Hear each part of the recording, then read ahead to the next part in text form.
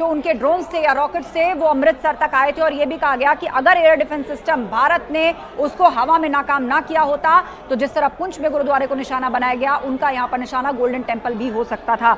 और अलग अलग जगहों से खबरें हमें मिल रही हैं। इसके अलावा गंगानगर में भी ब्लैकआउट कर दिया गया है राजस्थान के अंदर, और जितने भी सैन्य इंस्टीट्यूशंस हैं उन सब में सतर्कता बरती जा रही है, उन सबको सिक्योर किया जा रहा है और आसपास सभी इलाकों में ब्लैकआउट किया जा रहा है। अनुपम, तो बड़ी खबर हमें लगातार मिल रही है। धर्मशाला में आईपीएल का मैच रोका गया क्योंकि स्टेडियम के बदले स्टेडियम, ये नुकसान पाकिस्तान के निशाने पर हो सकता है और इसीलिए अब उसको सैन्य लिहाज से सिक्योर किया जाएगा, लोगों को वहां से हटाया जाएगा। भारत ने पाकिस्तान का लड़ाकू विमान गिरा दिया है, यह भी इस वक्त की बहुत बड़ी खबर आ रही है। JF-17 को मार गिराया है। भारत का जो एयर डिफेंस सिस्टम है S-400, बड़ी खबर आ रही है, भारत ने पाकिस्तान का लड़ाकू विमान गिराया है। भारत के S-400 ने पाक के JF-17 को मार गिराया है। बड़ी खबर यहां पर हम बता रहे हैं आपको। भारत के S-400 ने पाकिस्तान के JF-17 को मार गिराया है। यह इस वक्त की बड़ी खबर हम आपको बता रहे हैं। इस वक्त की बड़ी खबर हम आपको बता रहे हैं। तो आपने इन्होंने भी लाइव देखी है। आपका नाम क्या है? मेरा रजिंदर सिंह रिंकू। क्या कहेंगे, आपने क्या देखा? कुछ मैं कुछ नहीं देखा, देखने के आया क्या इधर, क्या झूठ है सब बहन चौथ।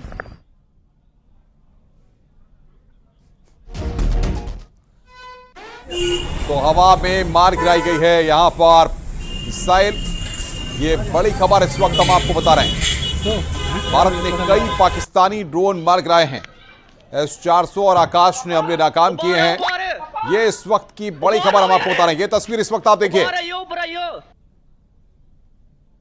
ये तस्वीर इस वक्त हम आपको दिखा रहे हैं किस तरीके से हमले किए गए हैं। और बहादुर जी इस वक्त हमारे साथ बने हुए फ्लाइंग ऑफिसर हैं। सर, सवाल यह है कि आज की रात में अब एक्शन प्लान किस तरीके से भारत करेगा? भारत इसको प्रॉपर्ली रिप्लाई कर रहा है। और आपको मैं ये ऐड ऑन करा दूं, JF-17 के अलावा पाकिस्तान का एक F-16 भी हमने मार गिराया है। ये सारे इनकी जो LOC के ऊपर जो लोगों की जितनी भी इनकी मंशा थी कि ये कोलेटरल डैमेज हिंदुस्तान पर कर सकें, उसको सारे को न्यूट्रलाइज किया गया है। और S-400 के अलावा हमारा AD system, integrated AD system बहुत तेजी से काम कर रहा है। इसलिए इनके ड्रोन और इनकी मिसाइल अटैक दोनों फेल किए गए हैं। एक F-16 जेट को उड़ा दिया है और ये फैक्ट है। इससे पहले फ्लाइंग सर बात कर रहे थे, आज की रात कत्ल की रात है। हिंदुस्तान आज ही इसको सीधा कर देगा। इसके टुकड़े भी होने हैं। पाकिस्तान के पीछे जो बलूचिस्तान है, वहां की 16 रेजिमेंट्स ऐसी हैं जिनके 298 ऑफिसर्स को इन्होंने शूट किया है। और ये वो लोग हैं जो पाकिस्तान के इमरान खान की पार्टी को सपोर्ट करते थे। इसलिए आप वेट करिए। पाकिस्तान में बलूचिस्तान 90% आजाद हो चुका है। इसके साथ ये जो हिंदुस्तान के साथ अपनी नापाक हरकतें कर रहे हैं, ये इसका मतलब सिर्फ ये है कि हिंदुस्तान अब इनको सही वक्त आ गया है POK वापस लेने का और इनको सबक सिखाने का। That exercise is on. आज ही आर्मी चीफ प्रधानमंत्री से भी मिले थे। इसलिए आप वेट करें, इसका माकूल जवाब हिंदुस्तान की फोर्सेस दे रही हैं। हमारी एयर डिफेंस सिस्टम, हमारी वायुसेना की जो एयर पावर है वो, और उसके साथ साथ इससे पहले हमारे पास फेवरेबल सिचुएशन थी। अब उस फेवरेबल सिचुएशन से हम आगे निकल गए हैं और हम एयर डोमिनेंस कर रहे हैं। एयर सुपीरियरिटी, एयर डोमिनेंस अभी भी इंडिया के पास है। इसलिए आप वेट करें, इसका माकूल जवाब दिया जाएगा। ये पाकिस्तान का फ्रस्ट्रेशन नहीं है, उन्होंने इसको वॉर ऑफ एक्ट में एंट्री ले ली है। So everything is fair in love and war. Now you will see we will teach a lesson to Pakistan. Sir, लेकिन सबसे बड़ी बात यह है कि अब जिस तरीके से स्थितियां बन रही हैं, क्या लगता है अब ये लड़ाई आर पार और लंबी चलने वाली लड़ाई बनने वाली है? ये हम लंबी लड़ाई नहीं करेंगे, इसका हम हिसाब कर देंगे। लंबी लड़ाई जैसे यूक्रेन और रशिया में हुआ है वो पोजीशन नहीं है। पाकिस्तान हमारे सामने 4 दिन नहीं टिक पाएगा। ये इनके जो गोला बारूद जो रखे हुए हैं, they are using it, obsolete है। इनकी इकोनॉमिक कंडीशन बहुत खराब है।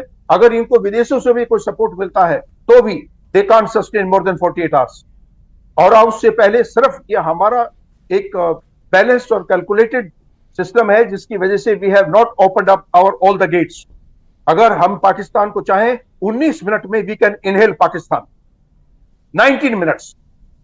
इसलिए आप इसके बारे में जनता को आश्वस्त करिए शांत रहें और अपने आप में मजबूती से इस समय हमारी फोर्सेस के साथ खड़े रहें। ये पाकिस्तान हमारे लिए कुछ नहीं है, लेकिन एक बिंदु पर जरूर है, they can create some kind of nonsense nuisance value, और ये वही कर रहे हैं। उनको पता है कि we are capable. Technological wise India की एयरफोर्स पूरे वर्ल्ड की 3रे नंबर की एयरफोर्स है। पाकिस्तान कहीं स्टैंड नहीं करता। ये तो जिहादियों की कुछ उनको टेररिस्ट ग्रुप्स के साथ रेंजर्स को लगा करके पाकिस्तान फौज के नाम पर वहां की एक व्यापारिक फौज है जो सिर्फ माल को लूटती है, और वो भी पंजाबी सूबे की है। इसलिए देखिए पाकिस्तान का बहुत बुरा हश्र होगा।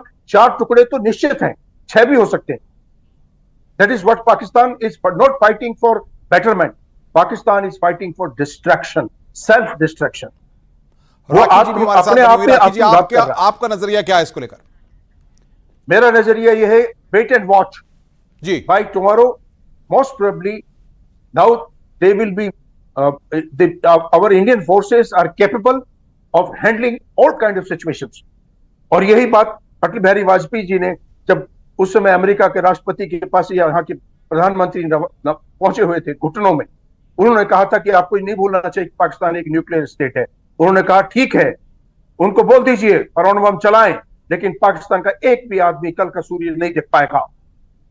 इसलिए ये पोजीशन, लेकिन सर सवाल ये है कि जब पाकिस्तान को क्या ये नहीं पता लग रहा है कि जिस तरीके से वो लगातार हमले कर रहा है, नापाक कोशिश पूरी तरह से उसकी नाकाम हो जा रही है, तो अब पाकिस्तान को तो घुटने टेक देने चाहिए। वो अभी नहीं, अभी आप इसको थोड़ा सा समझिएगा। ये जो रसद है, ये पुरानी, ये सारे पटाखे ये खत्म करना चाहते। So let them. हमारे लिए ये होली का काम इसलिए हो रहा है कि हम यहां से इनको संभाल रहे हैं। Now it is just they can't sustain, I said 48 hours. इनकी वो उनकी नई हालत है, और नहीं इनकी कोई हिमाकत है, नहीं इनको कोई सपोर्ट है। इसलिए आप ये समझिएगा, ये जिहादियों के सगे बनकर उनके लिए, उनकी लाशों को देखने के लिए थोड़ा सा रिएक्शन इसलिए कर रहे हैं कि इन्होंने केवल जिंदगी में जिहादी पाले हैं, इसके अलावा कुछ नहीं किया है पाकिस्तान। ये केवल JNK का रोना रोते रहे संयुक्त राष्ट्र संघ में जा जाकर,